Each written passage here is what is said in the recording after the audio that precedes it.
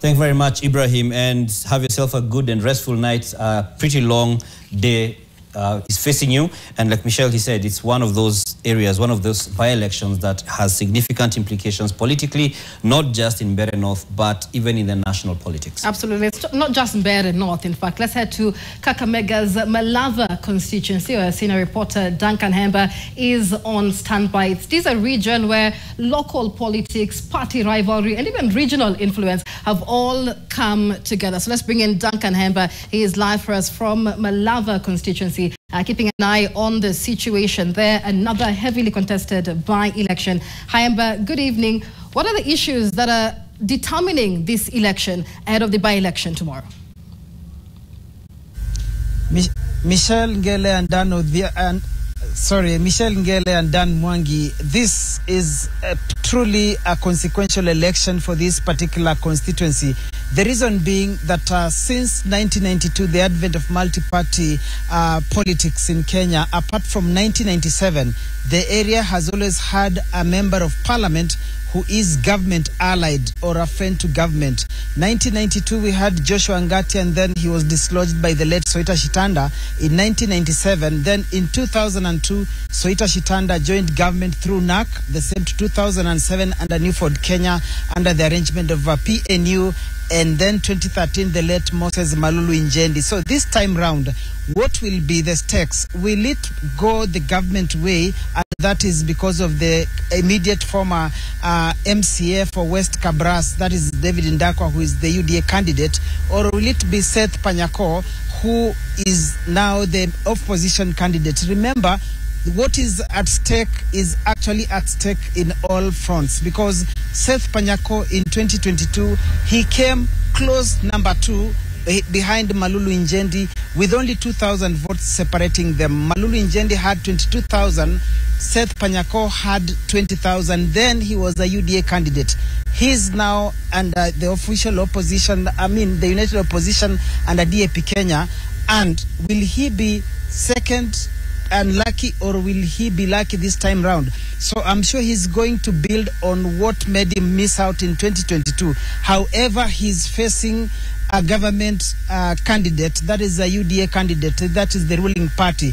This David Ndakwa just resigned as the sitting MCA for West Kabras. So it means he lost his seat in Kakamega County Assembly. He's eyeing the National Assembly. Therefore, he's going to make sure that he builds on his experience as a two-term.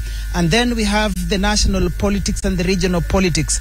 We have Kakamega, we have the Trans Nzoia County Governor George Natembea with the former CSG Wamalo from Trans Nzoia that are seen to be teaming up with the immediate former Kakamega Senator Cleophas Malala and the current Senator Dr. Boni Khalwale. They are facing off with the National Assembly Speaker Moses Wetangula and the PSC Musalia Mudavadi. So those are some of the stakes that makes this one a very consequential election. But last but not least, in 2022, despite being a general election, out of the 94,000 registered voters, nearly half voted, that is 57,000. Now, that was a general election. This is a by-election.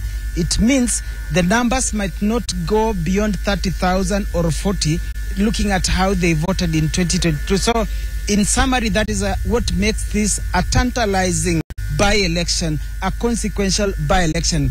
Let me introduce this package, a summary of what took place today, as I hand back to studio to Michelle and Dan Mwangi. For Malava constituency, everything that needs to be in place is in place. All the I's have been dotted and T's crossed, and what needs signing has been signed and sealed, awaiting tomorrow. Distribution of ballot materials began shortly after 2:30 p.m., with farthest polling stations being given priority, under the supervision of returning officer Salim Abdallah Salim. But as the exercise continued, DAP candidate Seth Panyako, who is flying the flag of the United Opposition, is accusing the government machinery of what he alleges guerrilla tactics to intimidate him and engage in rigging. This is a democratic country. And we cannot talk of a democratic country when you are victimizing people who have been elected on the basis of where they are aligned to. And we also want to tell government that you do not own the monopoly of someone owning a gun, whether legal or illegal. So tusianze kutishwa hapa kwamba watu watakuja na bunduki. Ni kuomba tu IEBC wafanye kazi yao vile inafaa ifanywe, waache ile demokrasia prevail. Interior CS Kipchumba Murkomen, who chaired a high-level security meeting at Malava KMTC, defended the government's decision to withdraw Governor George Natembeya and Senator Dr. Boni Khalwale's security detail. And there is a rising behavior where aspirants are utilizing the services of goons to intimidate their opponents. I must say this, that we want to restore the confidence of the people of Kenya in the electoral process by making sure that these by-elections are peaceful and that they are being managed by the National Police Service, not by goons.